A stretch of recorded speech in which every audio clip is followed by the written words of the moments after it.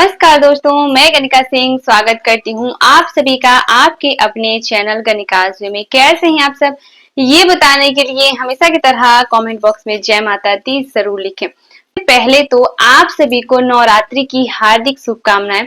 तो चलिए दोस्तों, आज हम इस वीडियो में जानेंगे चैत्र नवरात्रि की अष्टमी और नवमी तिथि कब है, अष्टमी के दिन किन किन बातों का हमें ध्यान रखना है, सुबह से शाम तक कौन कौन से ऐसे कार्य हैं जो हमें इस दिन पे जरूर से कर लेने हैं ध्यान से। ठीक है, बगीचा हमें कैसे भरना है, कब भरना है, ठीक है, और किसी भी मनोकामना के लिए इस दिन पे कौन से ऐसे उपाय हैं जो हमें जरूर से कर लेने हैं। इसी प्रकार के बहुत सारी महत्वपूर्ण बातें आज हम इस वीडियो में जानेंगे।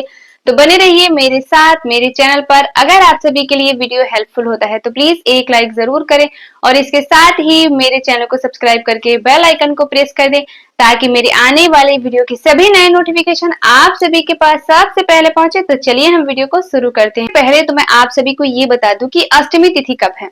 तो मैं आपको बता दूं कि इस बार जो कि 8 दिन की ही नवरात्रि है, जैसा मैंने पहले ही आप सभी को वीडियो में बता दिया है, तो इस बार की जो नवरात्रि है वो 8 दिनों की ही है।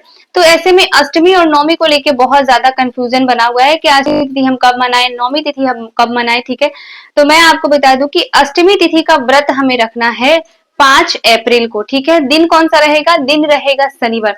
जो लोग 9 दिन का व्रत कर रहे हैं वो तो व्रत करेंगे ही, लेकिन जो लोग 2 दिन का व्रत कर रहे हैं उनके लिए मैं बता दूं कि वो अष्टमी तिथि को व्रत रखेंगे दूसरे वाले दिन का। ठीक है, ये तो हम प्रतिपदा तिथि के दिन पे व्रत रखते हैं, लेकिन दूसरा जो व्रत है वो हमें रखना है अष्टमी तिथि को, यानी कि 5 अप्रैल दिन शनिवार को। इसी दिन पे हमें अष्टमी तिथि मनानी और 6 अप्रैल दिन रविवार को हम नवमी तिथि मनाएंगे और 10वीं के दिन यानी कि 7 अप्रैल दिन सोमवार को हमें व्रत का पारण करना है। ठीक है, तो मैंने आपको बता दिया कि अष्टमी तिथि का व्रत हमें कब रखना है और अष्टमी तिथि हमें किस दिन मनाए। ठीक है, तो चलिए अब हम जान लेते हैं कि अष्टमी के दिन पे कौन कौन से ऐसे कार्य हैं जो हमें जरूर से कर लेने हैं। ठीक है, बिल्कुल ध्यान से आप लोग सुन लीजिएगा और समझ लीजिएगा। ठीक है, सभी कार्य अष्टमी के दिन के। तो जैसे कि मैं बाकी के दिनों में आप सभी को बताते आ रही हूँ कि हमें सुबह सवेरे जल्दी उठ जाना है, जल्दी उठ के जितने भी हमारे घर के सभी कार्य हैं वो सभी कुछ हमें करने के बाद स्नान ध्यान हमें कर लेना है। इसके बाद पूरे घर में अच्छे से हमें गंगा जल का या हल्दी के जल का छिड़काव जरूर कर लेना है। ठीक है, इसके बाद जहां हमने माता की चौकी लगाई है उस जगह को हमें अच्छे से साफ और स्वच्छ कर लेना है। साफ और स्वच्छ करने का मतलब ये नहीं है कि हम अच्छे से लगे उसको झाड़ने, झाड़ू से नहीं, ऐसा हमें नहीं करना है। झाड़ू वगैरह जैसे हमें नहीं लगाना है, मैंने पहले भी आप सभी को वीडियो में बताया हुआ है। तो झाड़ू वगैरह उस जगह पे हमें नहीं लगाना है। अच्छे से साफ कपड़े से हमें पोंछ लेना है। जितने भी फूल पत्ती सूखे हुए हैं जो अगले दिन के हैं वो सभी हमें हटा देने हैं। उसके पहले हमें क्या ध्यान रखना है कि स्नान करने के बाद इस दिन पे माँ महागौरी को गुलाबी रंग बहुत ही प्रिय है, तो इस दिन पे हमें गुलाबी रंग के वस्त्र जरूर धारण करने हैं। ठीक है, अगर हमारे पास है तो हमें जरूर धारण करना है, नहीं है तो हम क्या कर सकते हैं, इस दिन पे लाल पीली साड़ी हम पहन सकते हैं। ठीक है, इसके बाद जितनी भी मेरी सुहागिन माताएं बहनें हैं मैं उन सभी के लिए बोलूंगी कि इस दिन पे हमें श्रृंगार जरूर करना है। ठीक है, मैंने बाकी के दिनों में भी आप सभी को समझाया हुआ है कि माता रानी की पूजा हमें जैसे तैसे नहीं करना चाहिए, लेकिन इस दिन पे हमें जरूर से साज श्रृंगार करके, जैसे मंगलसूत्र हो गया, कान की बिछुआ, पायल, ये सभी कुछ करके उसके बाद जो है हमें माता रानी की पूजा करना है अच्छे से सिंदूर बिंदी सब कुछ करके। ठीक है, तो साज श्रृंगार करके इसके बाद हम माता रानी की पूजा करेंगे। इसके बाद हमें अच्छे से मंदिर की साफ सफाई कर लेनी। इसके पश्चात सबसे पहले हम आसन पे बैठकर अच्छे से सबसे पहले तो घी का दीपक हमें प्रज्वलित कर लेना है। फिर हमें भगवान श्री गणेश की पूजा करनी है, कलश देवता की हम पूजा करेंगे, जौ वाटिका लगाए हैं तो जौ वाटिका की हम पूजा करेंगे।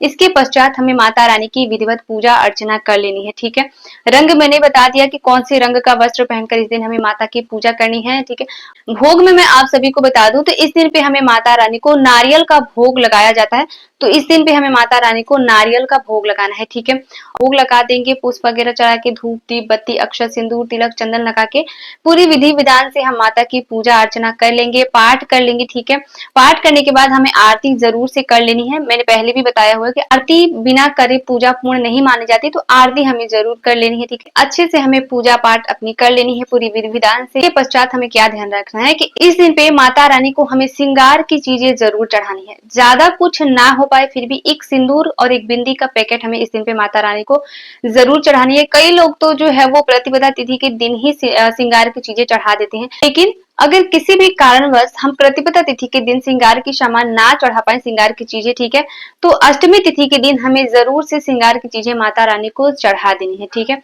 ये हो गया एक चीज। दूसरी चीज क्या है कि अष्टमी तिथि के दिन पे नारियल तोड़ा जाता है, तो कहीं भी आसपास माता की मंदिर हो या कहीं पंडाल लगा हुआ है तो वहां हमें जरूर जाना है। और अष्टमी तिथि के दिन तो हमें मंदिर जरूर ही जाना चाहिए, ठीक है। तो अगर आसपास कहीं है तो हमें जरूर जाना है। इस दिन पे जाके हमें एक नारियल जरूर तोड़ना है, ठीक है। तो अगर हम मंदिर जाते हैं तो श्रृंगार की चीजें भी हमें मंदिर में ही चढ़ा देना है, ठीक है, और वहीं पर हमें नारियल तोड़ लेना है। किसी भी कारणवश हम मंदिर नहीं जा पाते हैं तो हम क्या कर सकते हैं, घर पर ही माता के नाम से हम नारियल तोड़ सकते हैं और श्रृंगार की चीजें भी जो है वो हम चढ़ा सकते हैं, ठीक है। अगली चीज क्या है कि अष्टमी तिथि के दिन पे हमें माता की खोइचा जरूर भरनी है, ठीक है। इस चीज का आप लोग विशेष कर ध्यान दें कि अष्टमी तिथि के दिन पे माता का खोइचा भरा जाता है, जिससे हमारे घर में सदा सर्वदा सुख समृद्धि बनी रहती है। तो इसीलिए अष्टमी तिथि के दिन हमें माता का खोइचा हमें जरूर भरना है। अगर किसी भी कारणवश हम अष्टमी तिथि के दिन ना भर पाए तो हम क्या कर सकते हैं, नौमी तिथि के दिन माता का खोइचा भर सकते हैं, लेकिन भरना हमें अष्टमी तिथि के दिन ही चाहिए। अगर मजबूरी है ना भर पाए तब हम नौमी के दिन भर सकते हैं, ठीक है। आशा करती हूँ आप लोगों को सारी बातें समझ में आ रही होंगी, ठीक है। तो इसके साथ ही मैं आप सभी के लिए एक उपाय बता देती हूँ और ये बहुत ही कारगर उपाय है। आप लोग एक बार करके जरूर देखिएगा, माता रानी पर विश्वास करके ये जरूर फलेगा।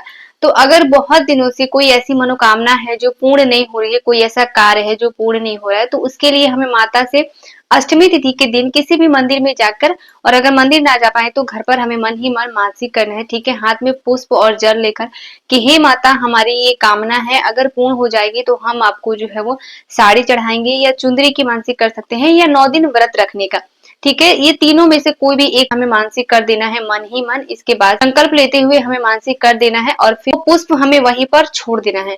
तो इसी प्रकार से हमें ये कार्य कर लेना है और मैं विश्वास के साथ बता रही हूँ कि ये जो कार्य है, ये जो उपाय है, ये बहुत ही कारगर है और जरूर ही फलित होगा। तो एक बार विश्वास रखे, ये उपाय आप लोग जरूर करके देखिएगा, ठीक है। ये सब कार्य है जो हमें अष्टमी तिथि के दिन पे कर लेना है। और नौमी तिथि कब है, नौमी तिथि है 6 अप्रैल दिन रविवार को। तो जो लोग भी नौमी तिथि की पूजा करते हैं वो 6 अप्रैल दिन रविवार को पूजन करेंगे और कन्या पूजन भी उसी दिन किया जाएगा, ठीक है। बहुत सारी जगहों पे अष्टमी तिथि के दिन भी कन्या पूजन किया जाता है, लेकिन नौमी तिथि के दिन करना ज्यादा अच्छा होता है। तो देख लीजिएगा, जैसा होता है वैसा कर लीजिएगा, ठीक है। लेकिन पारण हमें दसवीं के दिन ही करना है, यानी कि 7 अप्रैल दिन सोमवार को ही करना है। तो इस चीज का भी हमें ध्यान रखना है, ठीक है। ये सब कार्य हैं जो हमें कर लेना है। तो आशा करती हूँ आप लोगों के लिए वीडियो बहुत ही हेल्पफुल होगा, सारी बातें आप सभी को समझ में आई होंगी। तो अगर वीडियो आप सभी के लिए हेल्पफुल होता है तो प्लीज एक लाइक जरूर करें और इसके साथ ही मेरे चैनल को सब्सक्राइब करके बेल आइकन को प्रेस कर दे, ताकि मेरी आने वाली वीडियो की सभी नए नोटिफिकेशन आप सभी के पास सबसे पहले पहुंचे। तो मिलती हूँ मैं आप सभी से नेक्स्ट वीडियो में, तब तक के लिए नमस्कार।